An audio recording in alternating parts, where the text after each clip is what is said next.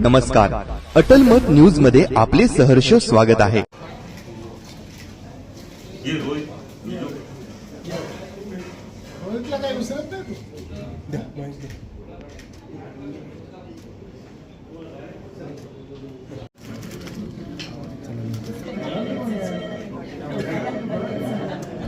Camera मागे घे ना.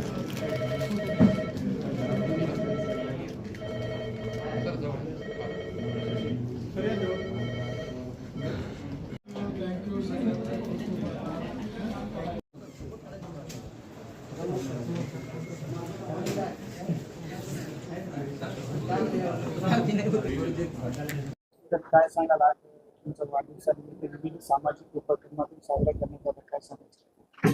आज 5 जून हा आपल्याला सगळ्यांना माहित आहे की जागतिक पर्यावरण दिन आहे आणि योगायोगानं माझा आज वाढदिवस सुद्धा आहे. तर हा वाढदिवस आम्ही अत्यंत सामाजिक दायित्व सांभाळून साजरा करत आहोत आणि जागतिक पर्यावरण दिवस आहे त्यानिमित्तानं आज आम्ही आमच्या सर्व मित्रपरिवार, आमचे काही डॉक्टर्स, कर्मचारी या सर्वांनी मिळून एक काही झाडं रोपटे लावण्याचा कार्यक्रम या ठिकाणी आयोजित केला होता. त्यामधून आपण हा संदेश देत आहोत की झाडं जगवण्याची गरज आहे.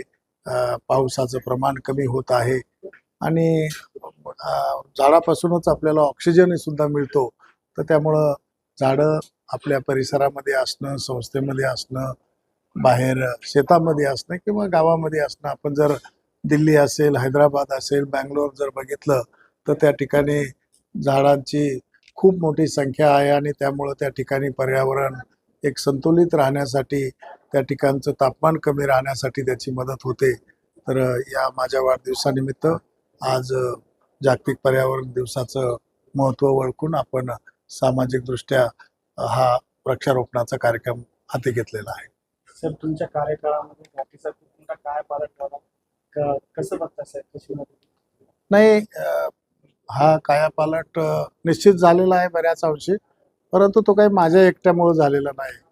तो होण्यासाठी या संस्थेतील सर्व वरिष्ठ डॉक्टर्स असतील, निवासी डॉक्टर आहे, नर्सिंग स्टाफ आहे, वर्ग 4 कर्मचारी आहेत, तंत्रज्ञ आहेत, या सर्वांचा मिळून हा सहभाग आहे. आणि मला तर निश्चित आनंद होतो की या महाविद्यालयाचं, रुग्णालयाचं नाव सुपर स्पेशालिटी हॉस्पिटल असेल, राज्य कर्करोग रुग्णालय आहे, या संस्थेचं नाव निश्चित चांगल्या पद्धतीनं या ठिकाणी घेण्यात येत आहे.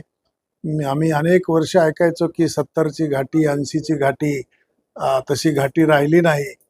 आणि म्हणून हा जो एक लोक बाहेर आम्हाला असं बोलायचे, चर्चा करायचे, तर मला ती भूमिका माझ्या लक्षात आली की आपण या ठिकाणी रुग्णसेवेसाठी काम केलं पाहिजे, विद्यार्थ्यांच्या शैक्षणिक उपक्रम राबवण्यासाठी काम केलं पाहिजे, इथली स्वच्छता केली पाहिजे. आणि हे सगळं मिळून आज आम्ही केल्यामुळं मला असं वाटतं की या संस्थेचा जो क्रम आहे तो महाराष्ट्रामधली पहिल्या 3 संस्थेमध्ये निश्चित आहे. आणि त्यामुळंच आजकाल मुंबई, पुण्याची मुलं सुद्धा त्यांचे MBBSचे प्रवेश असतील, MDMSचे प्रवेश असतील, ते त्याच्याऐवजी या संस्थेकडे कल वाढलेला आहे. छत्रपती संभाजीनगरच नाही तर मराठवाड्यातील नागरिकांना तुम्ही आजच्या निमित्ताने काय आवाहन करता?